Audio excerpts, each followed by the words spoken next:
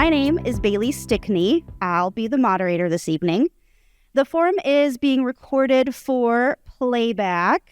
Thanks to our MCAM folks back there. Really appreciate you. And this recording will also be available on our website and Facebook page. They've just got to do a little bit of editing. And when they get it to us, it goes on the website. Yay. We are live, that's right, on YouTube. Thank you so much. The League of Women Voters, we are a nonpartisan political organization, and we encourage informed and active participation in government.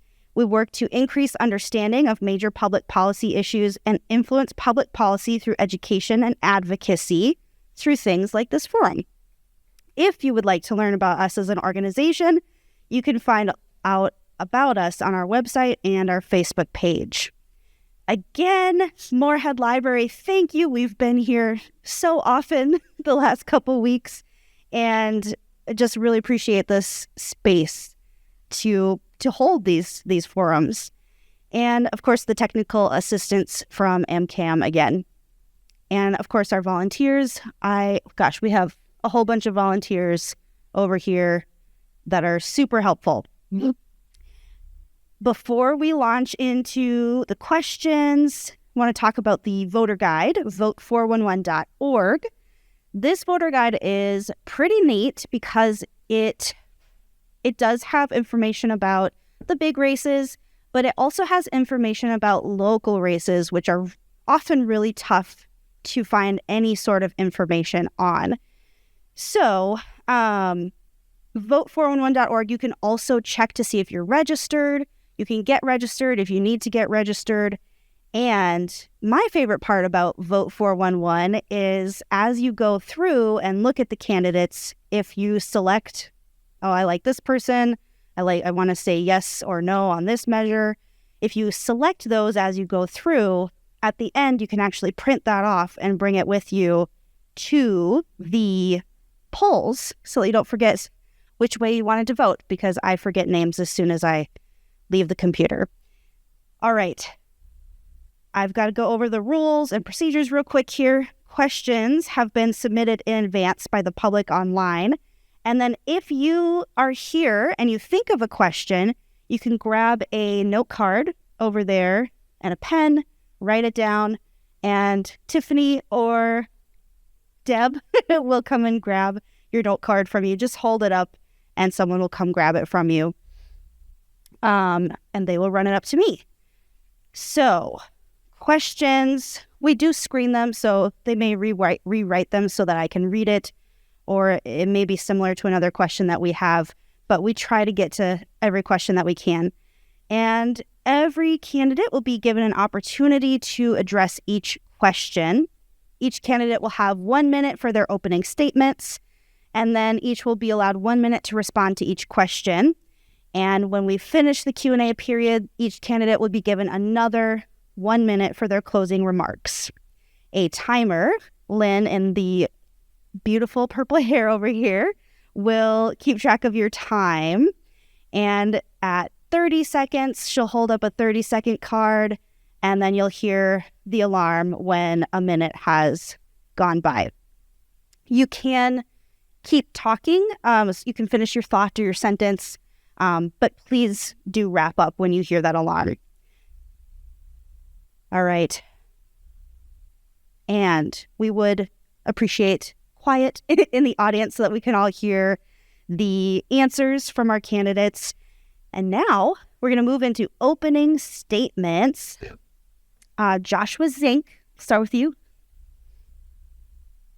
Hello, my name is Joshua Zink, and I'm running to be the House Representative for District 4A, or Moorhead. So I'm kind of young, I'm new to this. This is my first time running for any sort of public office, but my background and experience is pretty diverse. I've had very good political education since I was homeschooled by a social science major with a teaching license. And then after that, I went and got an Associates of Applied Science degree from M-State in Mechanical Drafting and Design. And I have worked in retail, I have been working in manufacturing, and then most recently, I've been outdoor knocking. A lot of you might have encountered me at your front door or encountered my flyers at your front door, which would have been left either by me personally or a campaign staff of mine. Thank you. Heather Keeler. Thank you. I'm going to start by saying thank you to the League of Women Voters. I love that you do this because being informed in your voting decisions is really important. So thank you. And the fact that it's so volunteer-led is also really wonderful. So thank you for that. My name is Heather Keeler. I am your district state representative for District 4A, serving in Moorhead. I was elected in 2020, which is crazy because it was a pandemic. So many things were behind screens. And so we've really grown in different ways in the community from there. I'm a mom of two young, beautiful boys. One actually graduated as a spud last year, and then I have a third grader. So I am a mom in this community. I served as an Indian education liaison prior to being elected. One of the things I did while I was going to school to earn my bachelor's and master's at MSUM, like to call myself a double dragon, making sure I did that. I actually moved to this community because of higher education. It seems to be a story that's common to a lot of people here. We came here for school and we fell in love with the community and stayed. And so that's what happened with me and my family. But while I was asking my community what were academic barriers to academic success, the community told us that lack of representation, homelessness, and food insecurities were the reason why people weren't being successful in school and becoming professionals in our community. And so I just decided to be a voice for that. I've really stayed in those lanes, increasing that to extensive access to mental health. And so I really do a lot of work in those areas, making sure that we're a voice and actually bringing people together. So happy to be here. Thank you. Thank you. And Thaddeus Laugish. Hello, and thank you for having me. Hello, check. Okay, thank you. Hello, and thank you for having me today. And also thank you to the LWV for putting this on. This is important for our community to really hear what us Kenneds have to say in regards to how we live our lives today. I am a father of two daughters, also a graduate of Moorhead High School is my oldest daughter, as well as a fifth grader. I am also a designer as well as a safety director for 16 years for a commercial ag general contractor, where I've designed some of the facilities that we have in our area here today. With that experience, I have designed a lot of our projects here, and that includes basically fitting 10 pounds in a 5-pound bag at the cost of 2, because we always have to work around budgets and be constrained around the availability that we have for funds. So I want to do that for us here in 4B as well. Thank you. Thank you. Since you mentioned budgets, we're going to start with a budget question. Heather, we'll start with you. What is your approach to balancing the state budget while maintaining essential services for Minnesotans? Do you support any changes to the current tax system? And how do you plan to ensure fair taxation for residents and businesses? I think taxes is an interesting conversation because there's a lot of needs that we have in our community. I hear that when I go door to door. I hear that when I've had conversations like roads, like our school district, like different things like that. And so for me, one of the things we've talked a lot about when it comes to our tax structure is Minnesota has a robust, high business structure, and making sure that we potentially add a fifth tier to taxes. I think taxing the highest, wealthiest people in the communities to give back to the individuals who are underserved. Like I said, I sit in a space that I really support ending homelessness because we all deserve to have a home. And so I think balancing the budget means that we utilize incomes from people to actually support neighbors. A lot of us grew up understanding systems that when we take care of each other, we're at our best selves in community. And so I look at taxes as not something that's scary or something that we should get away from, but I think that the most wealthiest should have to pay their tax. And then the individuals who need it the most and our neighbors in our community should be able to access it. Thank you. Thaddeus. Yes, thank you. I feel personally that going to the communities and speaking with the individuals of 4B on both Clay County and Becker County, our taxation is a little too high. Our property tax primarily was the main focus of what individuals in the community have said to me. I personally feel that we should look at restructuring our property tax to where we can see a decline each year instead of an increase via the cost of the houses around us. I feel that if we rework and reallocate some of our existing policies, we can find a way to reduce our tax structure while still providing the services that our communities do need and we do deserve. That includes our EMS services as well as fire services as well. So, thank you. Thank you. Joshua. So, as Heather said, funding is a very interesting topic, as are taxes. The strategy, I think, should be variable depending on what it is. Like, for example, our law enforcement has been getting increasing budgets recently because retention and hiring of officers has been harder recently. Whereas, for example, I talked with school officials a while ago, and they said the primary thing that would help them in their funding problems the most would be the removal of a lot of the mandates they've gotten recently from the Minnesota Education Board. So it depends on what the problem is, whether taxes should be increased, decreased, budgets changed, or simply looking at ways to make things more efficient. Thank you. On the topic of funding, there is a school levy on the ballot in Moorhead here, and it's been said that we need more state money in order to fund our school appropriately and get this to pass. What do you see the state doing to help schools out? Oh, sorry, and that would be Thaddeus. I feel a good benefit that we have somewhat been lacking is to cooperate with our successful businesses in town. One field that our education tends to lack on would be our trades. Our trades are a very robust industry that is desperately needed of additional workers to meet the projects and the demands that we have in our communities. And I feel that if we work with our existing and our successful community leaders, which is our businesses, to work with our schools, we can help benefit our children's education, because our children's education is our most important investment that we have to make as a community, because our children will make up our decisions for us inevitably when we get older. And if we do not make sure that their funding is adequate to ensure that education, then I am personally concerned about how our communities can end up in the future. Thank you, Joshua. Interestingly enough, for education funding, that was something else that was brought up when I talked with school leadership, was the amount of funds that they get to use per student coming from the state has not actually changed in 10 years. So that's with all the inflation, all of everything that has happened in the last 10 years, the dollar amount they get per student has not changed. So I think if we were to look at that and change that and start increasing that to follow inflation, we'd probably see some of that funding problem go away. As well as I said before, if we removed some of the mandates that have been put on our education system, that would also solve a lot of the funding problems that we have. Heather. I think it's important that we speak about the truth here. We actually have made massive changes to the education system. To be very clear, we put an increase in the budget and we put it into the tails as well. So just for an education combo here, one-time money means you put one thing into it. We actually increased the tails to this massively. When you look at what the school districts are getting right now, what we did was increase the ongoing per pupil rate that you get per student.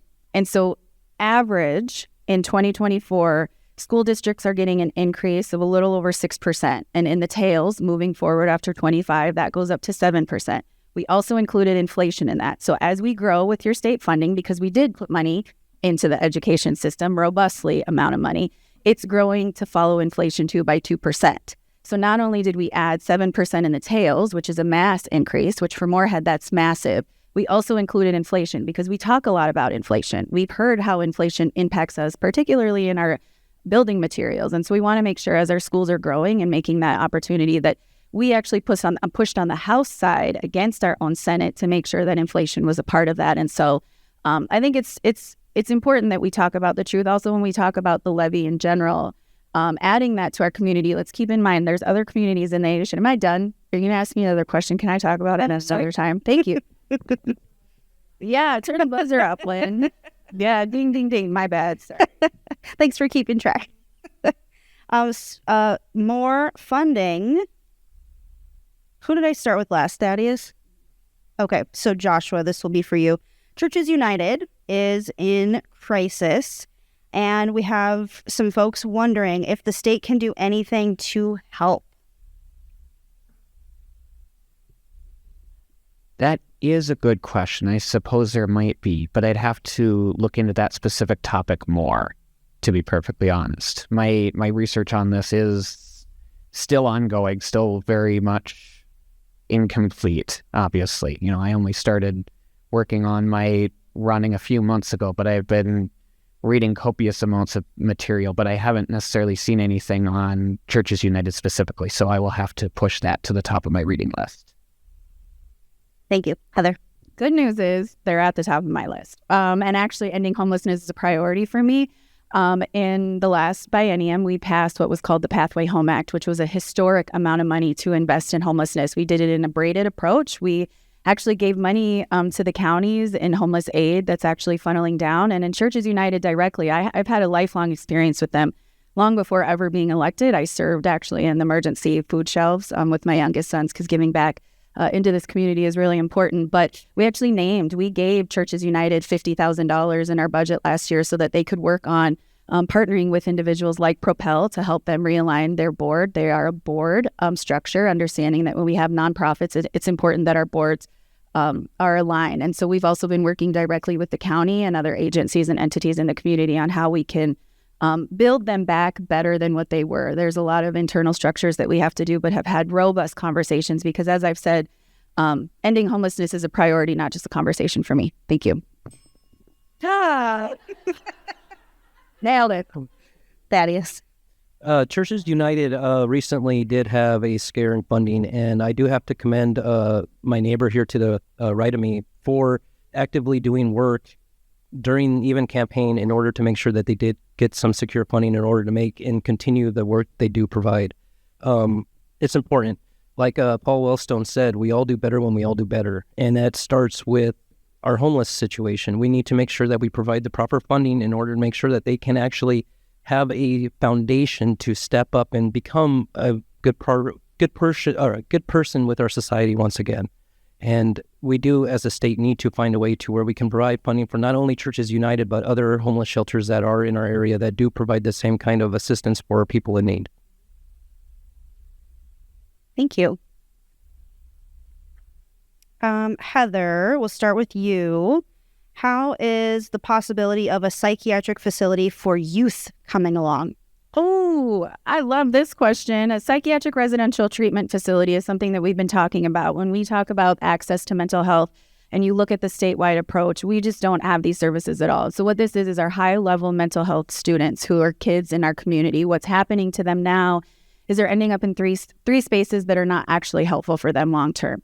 They're either going across the bridge and ending up in our healthcare facilities like Sanford and Essentia, which is not where they need to be. They're being housed in our juvenile detention center, which Josh will tell you that's not a funding source or support for them, or they're being sent out of state to services and organizations that don't allow us to do the help that we need to do. And so we've worked diligently, and I want to give the county commissioners that are here an absolute shout out for the work that you've continued to do to have robust conversations, not only amongst ourselves, but with 23 other counties and 5 tribal nations, saying that this is a requirement that we really need to have in the state. And the best part about it is we have such an amazing community with higher education institutions and healthcare systems, and Solutions has partnered with us to make sure that we get this done. And so I think the approach that we have is absolutely something that we can get across the finish line because we have so much community support around it. Thank you for the question. Thank you. Thaddeus? I, too, want to thank the county commissioners that are here, too, for the work they have done in order to try to make this happen, even though the funding did not go through at last session. We do need the funding. We do need the work. We do need to make sure that our families, our parents can be along and with their kids when they're in their most crisis time of need. If we have our kids going 3 hours, 4 hours away, that is a long financial strain on both the parents as well as the relationship between the child that is in need as well as the parents. We need to make sure that we do have that kind of assistance provided for our local areas so that we can make sure that our kids can succeed better in life. Joshua? I also think we do need to fund something like that, not just for our students, but also for adults. Because when I talked with Clay County Sheriff's Department a while ago, they actually mentioned how in multiple cases they have people who have been committed and should be getting mental health treatment, either from psychologists or psychiatrists, but they can't get it simply because there aren't beds available in Minnesota. So it's not just our youth that need this help, but it's also law enforcement that needs this help, as well as adults that are just living their lives in society, where they might just need that little extra bit of help to keep things going well. So that is definitely something that we need to work on. Thank you. We're getting some great questions from the audience. Thank you, folks. Let's continue. I got another couple of questions on this topic. I think it's important. I personally don't know a lot about this. We have someone wondering how or if you might address 24-hour hold statewide problems. And that might be referring to crisis beds for folks that are in immediate need. That thing you said. Sorry. Yeah, That Josh did. you did. So, Thaddeus. Oh, it is me. Sorry. Okay, no problem. Not doing my job. When it comes to a 24-hour hold, it is unfortunate that we do have a strain when it comes to volunteers, as well as social workers, as well as our nurses and our doctors. And sometimes those holds seem impossible, especially with the resources that are currently available and just, unfortunately, our current situation. I feel that in this moment, we probably should be able to allocate some existing structures as well as some rooms that can be accommodated to help house in a 24-hour crisis, as well as look for ways to realize that when a person is in a moment where they do need 24-hour crisis, they shouldn't be labeled that for the rest of their lives. So we need to have a way to find out or figure out that society can accept them once again as a whole person back into our society, to where we shouldn't have to necessarily shame them with a required 24-hour hold if it's something that is not necessarily a 24-hour hold as well. So, Thanks, Josh. That is actually a very interesting question and very interesting problem, because that is extremely complex, and like you, I will have to do more research on that myself. So that, yeah, unfortunately, I don't know enough to be able to answer that question for sure right now, but I will definitely read up on that as well. Thank you. Heather? You asked the question one more time. How will you address the... Okay. How will you address the 72-hour hold statewide problems? Well, we would have community conversations to learn more about what the problem is first. But I think, so one of the things that we have is we're a border city, and sometimes there's things on the other side of the state that impact what we can do on our side of the state. But one of the things I was able to do in my role is that the one thing I've learned as a politician is I do not know everything.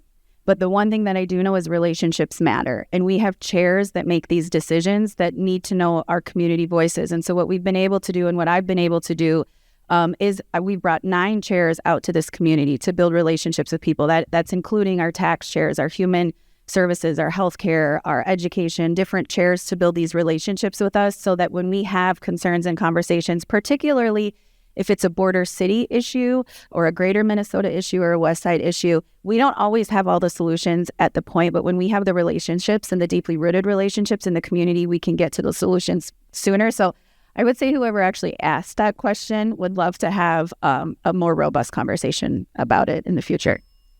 Thank you. Okay, we'll start with... I'm losing track. Joshua this time. So,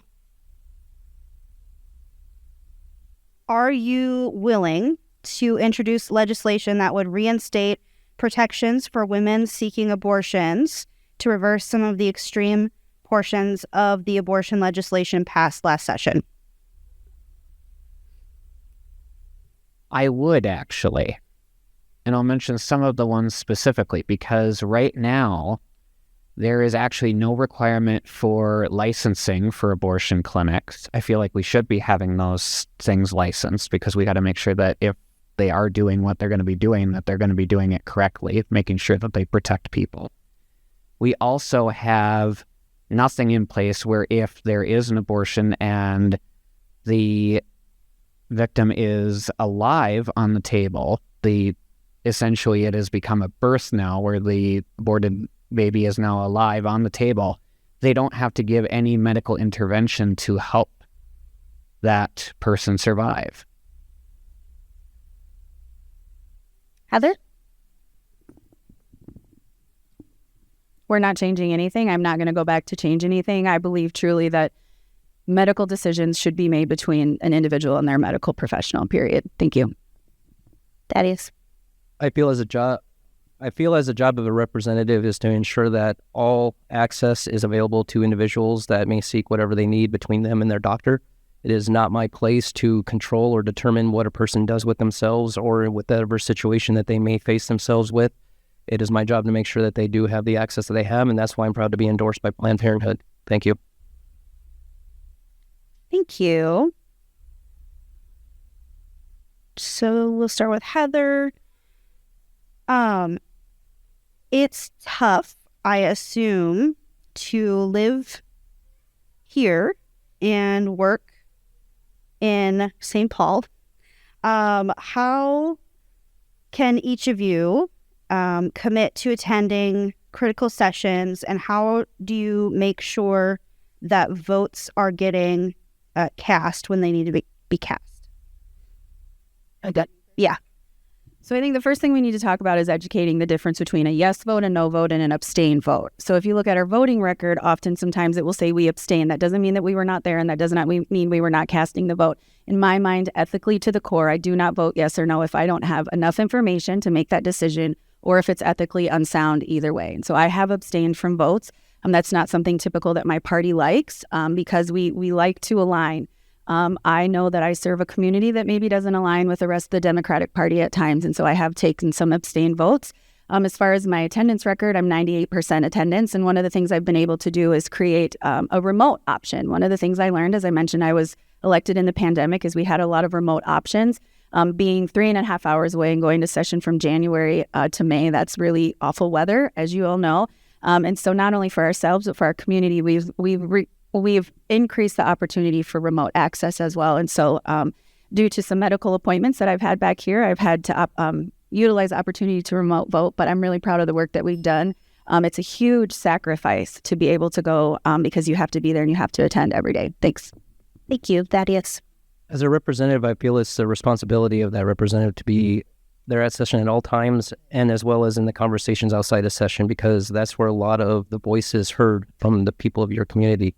And that's where a lot of the funding happens, and that's where a lot of the infrastructure projects gets allocated. And I want to make sure that I would be there present 98 or if not 99% of the time to ensure that those votes are made, because we do need to make sure that we have a yes vote when it comes to EMS services, as well as a yes vote for our fire halls, as well as our funding like an HF 1938. Thank you. Joshua?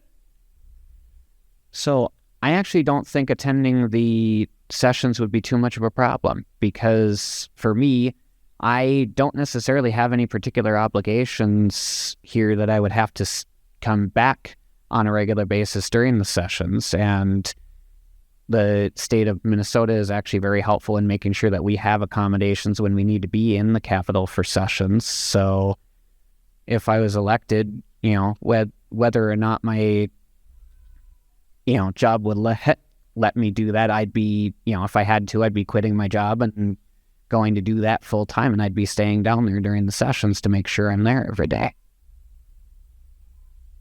Thank you. All right, Thaddeus, we will start with you. The cost of housing, I know this is a nationwide problem, but what do you feel you could do as a state representative to change housing situations for those of us here? Yes, I would support current legislation that has been passed to make sure that there's a limit on corporate buyouts of homes, as well as I'd like to also work to ensure that we do have homes that are more affordable for your first-time home buyer. That means we have to look at how many times or how many homes are currently being flipped and increased at $100,000 to $150,000 per home in order to get a higher profit out of the home, when that removes a home or availability for a new family to try to develop some equity on themselves. I feel that we need to look at the legislation that's also passed to prevent any kind of streamlining of projects, because it's important to ensure that our infrastructure as well as our zoning can meet the demands of new homes as well as our existing homes, so that we do not create an overburden on existing homes as well. Thank you. Joshua? Interestingly enough, I actually went and had a meeting with the Fargo-Moorhead Builders Association to ask specifically that question. And I was told that one of the things, because actually I have experienced that housing is kind of crazy, because, it was a little over a year ago now when I was house hunting myself, and it can be a bit of a challenge. But I was told one of the things that could help is, not universally, obviously, but in a few different spots, building codes are actually a little bit over restrictive, and in some ways end up driving up the cost of building a home more than is actually worth it for the result of the difference that the code causes. So that would be something, but I think the main thing would really just be improvements in the economy, which that's more of a federal level issue. Thank you. Heather? You're not wrong. One of the things I was able to do is work with the Building Association a while ago on frost footing. I know that it's like one of the things that a lot of people don't know a lot about, but we learned that North Dakota had a smaller depth than us. And so we worked on understanding the northern weather patterns on frost depth. And we actually ended up eliminating the depth, and which ended up saving homes close to $2,000 to $3,000 in their build structure. But what it allowed me to do was to dig into thinking bigger on things that the state to do, not just the federal options. And I think that with the robust farming industry that we have, we should really look at hemp. One thing that we do is we're stuck on the building materials that we use right now with the Department of Labor. And when you have such a small market of materials, that's how you can increase the rate. And so I think we need to add new materials into it. Hemp is outstanding. It's good for Mother Earth. It increases the nitrogen for greater yields for our farmers. It also can be used for hempcrete, hemp mortar, hemp insulation, hemp rebar. It's fireproof practically, and it's just much more efficient in our utilities as well. So we have to think outside of the box in the materials, and that would be something that would be a massive investment here for Minnesota because of our agriculture. So we've thought through it and really getting robust out of the box ideas. Thank you. Joshua, we'll start with you. Agriculture is a vital part of Minnesota's economy. How do you plan to support farmers and agricultural communities, particularly in the face of climate change and market challenges?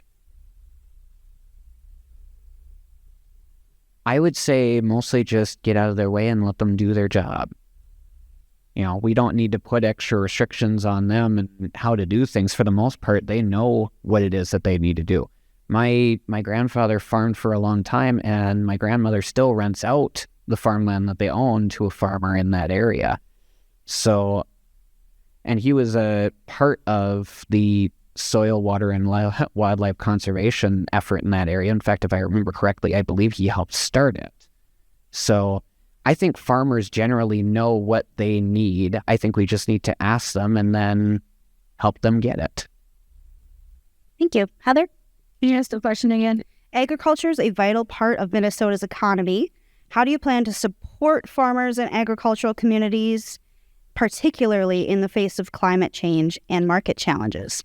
So the thing I like the most about our senator is he deeply understands weather, he understands climate, and he sits on the Ag Committee in the Senate. And so one of the things we've done is we've built this robust net that we utilize to sit at spaces. And so when it comes to ag stuff, I really deeply lean into Senator Kupek to teach us. Also, I've learned how to drive a tractor because it's one of the areas that I know is a blind spot for me, but also building those relationships and going out. The one thing that I really fight to defend is our water and protecting our water, because at the end of the day, farmers will tell you they have to have clean water to grow good crops. And so I think that's one area that we actually need to be more mindful of.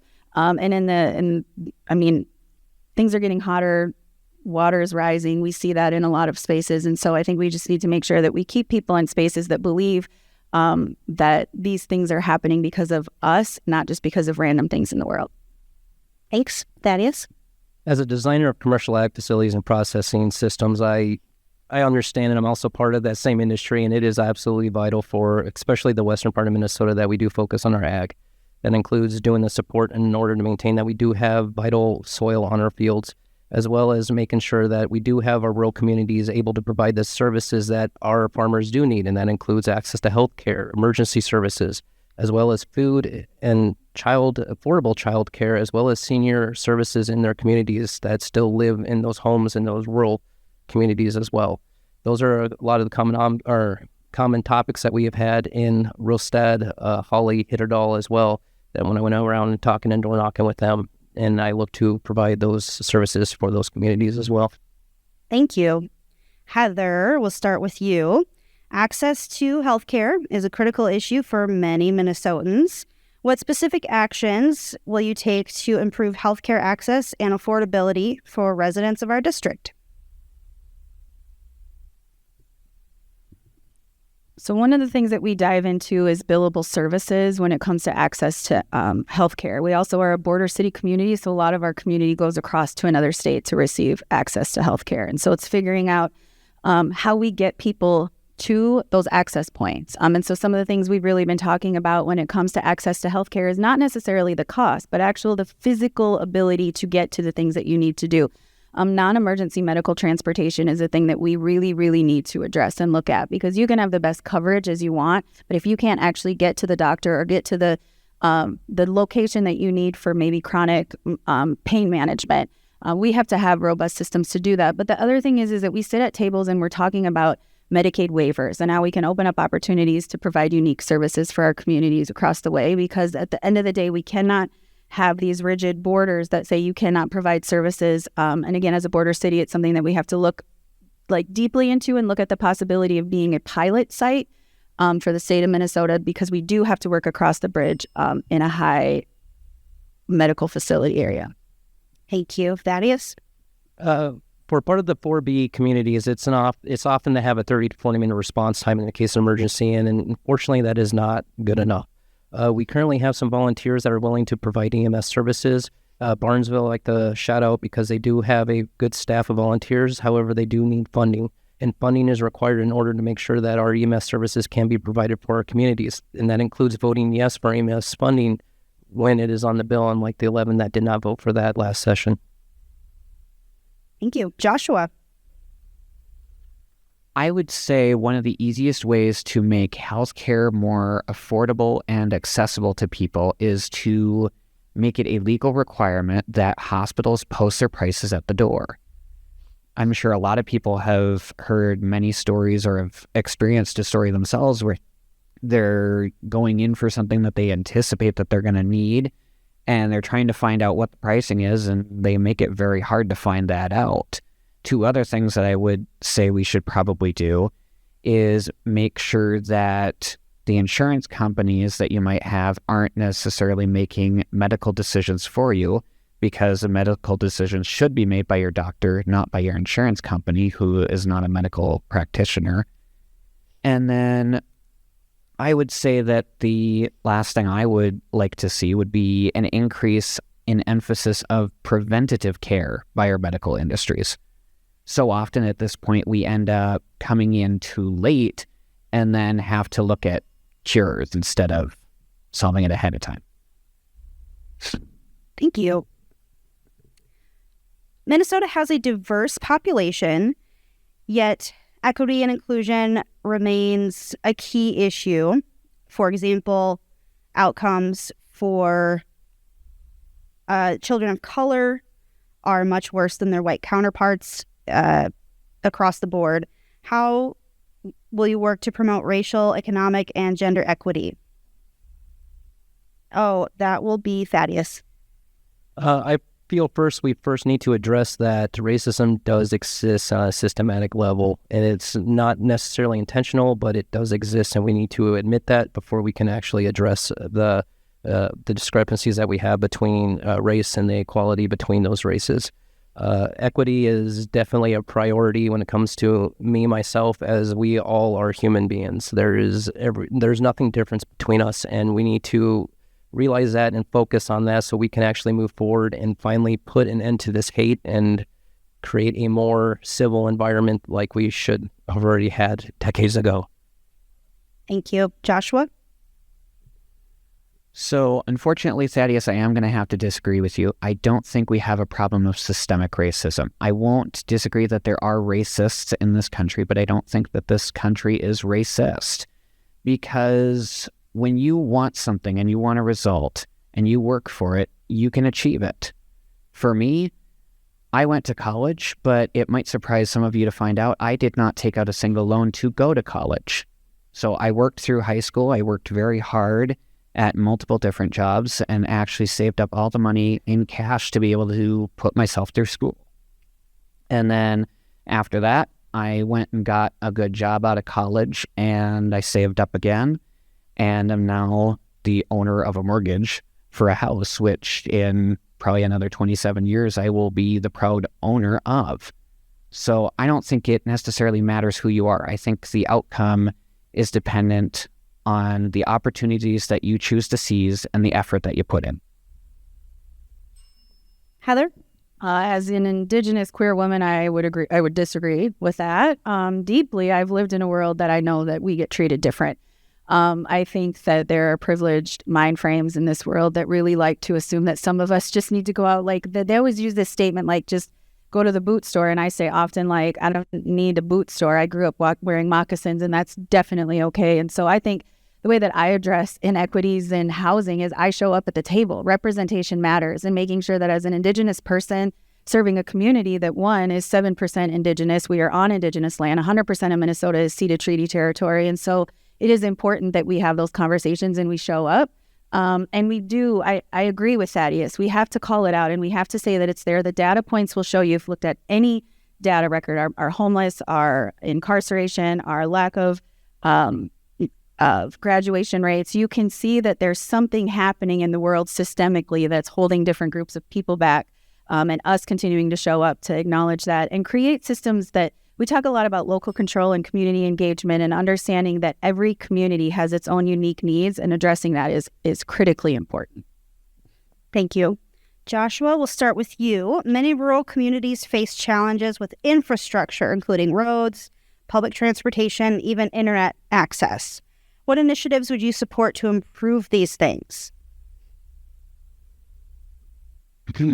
That is a very good question indeed. And I actually do know exactly what you're talking about, as during my high school years, we lived out in Ulen, Minnesota. And I can tell you one thing, the internet was definitely very bad. So I actually do not know exactly what should be done about that, because a lot of those sorts of things are done with tax money that is obtained locally, either by the townships or the cities or whatever. So that would be something where the representatives for those areas would have to go to their constituents, to their city leaders, to their local area leaders, and figure out a plan for how to go about solving that. Thank you. Heather? I think the infrastructure piece is a thing that I'll address. A lot of our infrastructure comes from our bonding. And the one thing that we've done in Minnesota is we've been able to obtain a AAA bonding accreditation, which actually means we have the best bonding opportunities in the state or in the nation. And so that's good for us. That's a good financial move for us as a state. So I think if we're going to move into any infrastructure, we have to get back on our bonding routine, because that's how we keep that high level of accreditation. And that means that it's difficult when we go into session in Minnesota. Our first year is a budget year, our second year is a policy bonding year. And with the pandemic, we really got out of sync with that. And we got out of line with that. And we know that it is critical to get back to infrastructure. And so I really hope that we, one, keep in mind that we need to get back on track, but then potentially go back in this year in our budget year and do a small infrastructure bonding package, because I think that we have the bipartisan support to do that. And waiting another 2 years could really be critical in some of that infrastructure. But I think the thing that we have to do is get back on track to keep that AAA bonding status. Thank you. Thaddeus. Like Heather mentioned, a lot of our infrastructure is reliant on bonding, and that requires a vote yes for our bonding instead of a vote no in both sessions that we had in the last 2 years. We had some road projects that were delayed that were vital infrastructure bonding projects for our area that I would vote to ensure of. We also have some wants in our communities. For instance, Becker County, the Washington Ballpark, it could really use a good facelift. Every individual in that community that I spoke to agrees with me 100% on that, and that is reliant on bonding. And we need to ensure that our AAA status is used to our benefit and get the projects funded that we need. Thank you. For Heather, in today's political climate, partisanship can be tough. How do you plan to work across party lines to effectively represent us? I've been doing that. My record will show that I'm the most actually bipartisan member in the House, which is really goes back to my community. I know and deeply understand that it is my job to go and do the work of this community, and that means that we have to be bipartisan. If you looked at a map, it's no surprise that I'm the Democratic dot in a very Republican sea, and I know that working across the aisle is critical. I've done that in both working with our Senate partners, bringing support to CDL licensing with M-State. We've done that right now. I'm actually chairing the Legislative Attendance Study Group with Representative Bakeberg across the aisle because we believe that addressing attendance is a bipartisan issue. The work that we're doing with the Psychiatric Residential Treatment Facility, Representative Joy has signed on and has done diligent work with us there. Passed $5 million in the middle of a session to be able to get food shelf infrastructure out because food shelves were going to close, and that was absolutely bipartisan. And then lastly, the thing I'm most proud about is in the middle of session last year, we did what was called the Minnesota Indian Family Preservation Act. That was an entirely green board that was 100% bipartisan to support Native American children. And so my record will show you that I believe in bipartisanship as well, even when it's uncomfortable. Thank you. Thaddeus. Yeah, with my career, I'm a problem solver. I like to figure out problems and make solutions for them. Our political climate it's distasteful. It's name calling, it's stereotypes, and it's just political banter where I feel that we are both opposing parties that are on cliff sides yelling at each other and only half of what we say is heard. I'm personally one that's willing to cast away those insults as well as name calling or stereotyping to actually create the conversations that we need in order to come up with some sound solutions to our decades-long issues that I'm personally kind of tired of hearing about. I'd like to actually find some solutions to counter those issues so we can actually talk about things and make politics boring again. Thank you. Joshua. Yeah, I'd kind of like to see politics get boring again, too, because frankly, a lot of, like you said, problem solving, that is essentially what we're supposed to be doing. We shouldn't be yelling. We shouldn't be bickering. We shouldn't be throwing insults at each other. And towards that effort, when I was out door knocking, one of the things I did is I actually went ahead and knocked on doors that had signs supporting the Democrat Party because not necessarily I wanted to convince them to change, but I wanted to find out why they supported you or what their thoughts were or what concerned them. So even when they had your signs, Heather, I'd go and knock on that door and talk with them because, like I said, I wasn't necessarily going to say I don't think you should vote for Heather, but I wanted to ask them, like, what issues are important to you? Because I don't know what I don't know, and I find out more by talking to people. Thank you. We'll start with Thaddeus on this question. And this is from an audience member. If systemic racism does not exist, why have all of our presidents been white men? Unfortunately, I think systemic racism exists, so I don't think that's a question pertaining to me. So I have to pass on that one. Joshua. First, I have to point out a little bit of a falsehood in that question because we did have a president who was not a white man. We had President Obama for 2 terms. He is a person of Black descent. And I would say that I don't know why most of our presidents have been white men, but I would say part of it would probably be the fact that most of our populace is of Caucasian descent, so that might play into it partially. But outside of that, I'm not sure exactly why. Heather? The first group of people that could vote were white men. I think it's your leadership path from there. Thank you. Where did the historic budget surplus go? And this will be for Joshua. That is an excellent question. I'm still trying to figure that one out myself because if I'm reading things correctly, a lot of it had to do with a bill that was 1,400 pages long, and I've only just barely scratched the surface of reading it. So I'm not exactly sure yet because I've still got to read and find out where it went.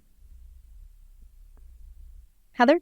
The bill he's referring to is a policy bill. So when you talk about the surplus, we did the surplus 2 years ago, and there's a lot of money that we put into that, including we gave a lot of money to our counties to do things. We built a robust public safety system. We did the child tax credit that many of us in our community have helped. We made college accessible for anybody who makes $80,000 or less to stay in our community, which actually that had a ripple effect that made access to higher education in this region great.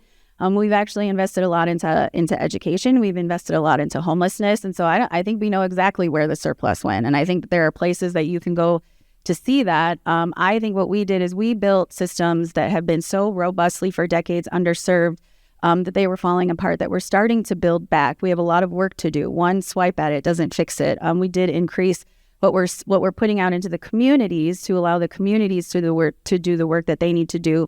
And so I think and I believe what we've been able to do is support all areas of the system and made Minnesota just so much better to be and to grow and to live. And we've seen that in other data areas as well. Thaddeus?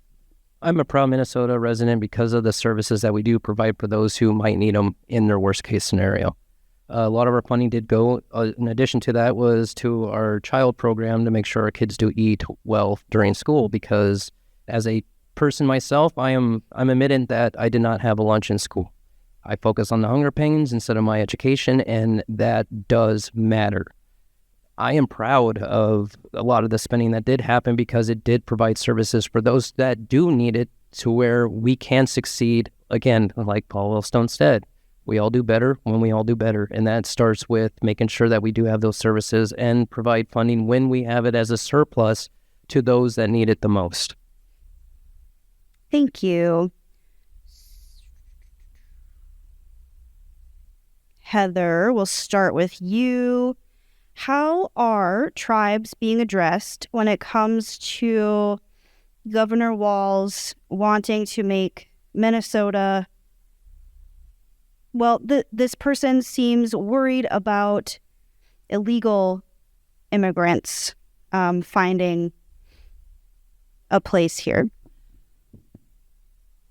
So first of all, I think that's a lack of education because Native American people have never been illegal immigrants on this land. I don't know what the question is. I'm not going to address that.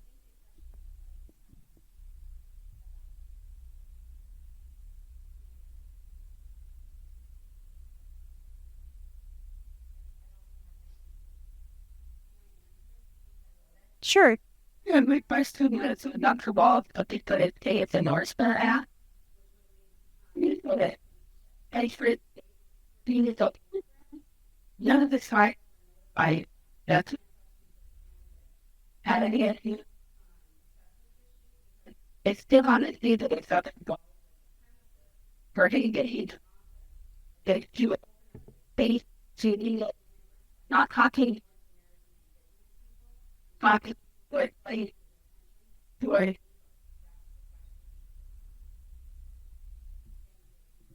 So I sit on the Minnesota Indian Affairs Council, and we've actually had these conversations. Every agency, every bill, every space, we meet with them. It's one of the things that the state does. We have tribal state consultations.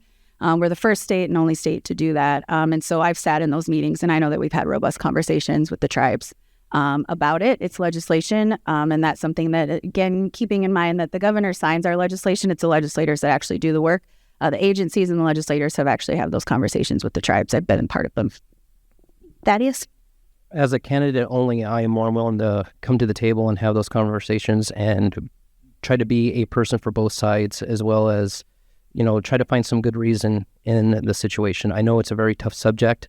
I do know that we do have a demand for the illegal immigrants, as what people call them, that do come and they do work our crops. They do help our farmers. They do make our ag industry successful in Minnesota.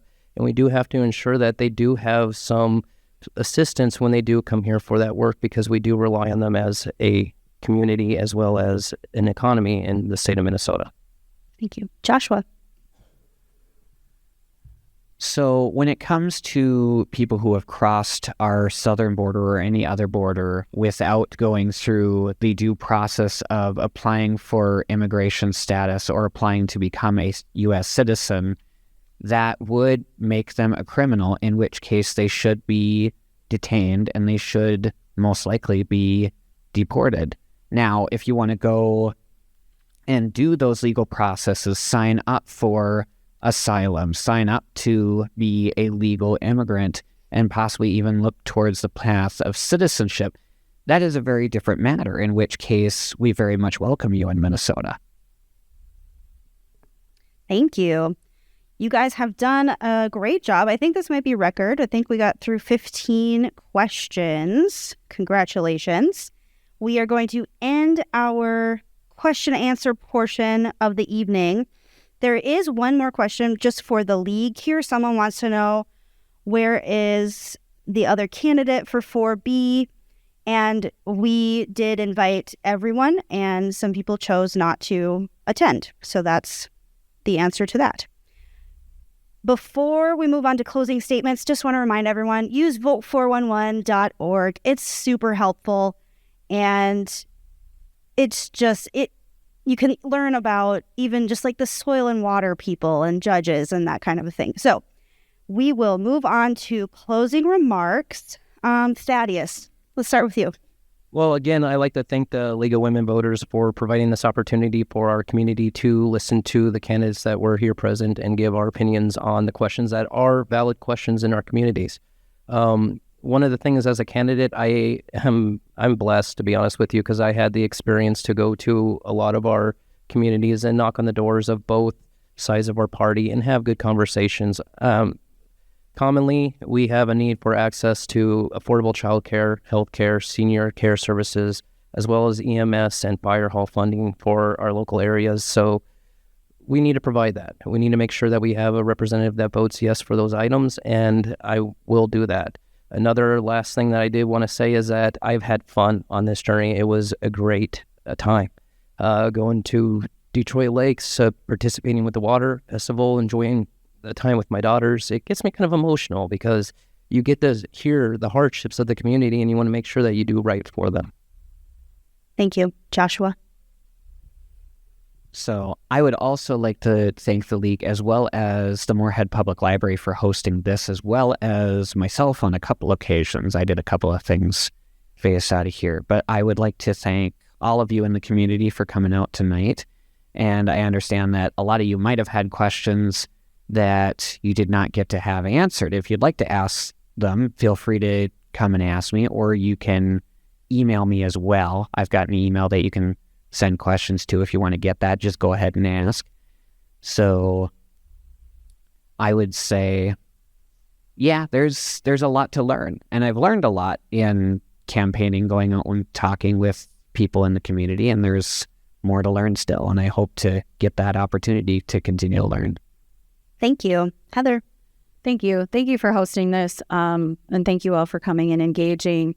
I want to just sort of end with the story of who I am that I don't often share. Is I'm a jingle dress dancer in the powwow circuit. And what that is it's the healing dress. And so the one thing I take a lot of pride in is as I go out and have these conversations, I really hear you to the point that I'm actually working on a jingle dress to take all your prayers and to put it into motion. And so it's so much more than just being your state representative. This is a way of life for me. I'm not a representative that just goes in January and stays in the city the entire time. I actually make the trips to come back because it's critical to have those Friday afternoon meetings with our community on major decisions that are being made to go back and vote on. And so I do the work. I show up. I go back and forth. I come back. You'll see me at the games. You'll see me at the grocery store. You'll see me in this community during session because I am deeply rooted and committed to this. And so I thank you all for joining me. I thank you all for the conversations we've had to educate me in this work. And I would agree. I want to pause and say thanks to your kids. You brought your kids. Mine are elsewhere. But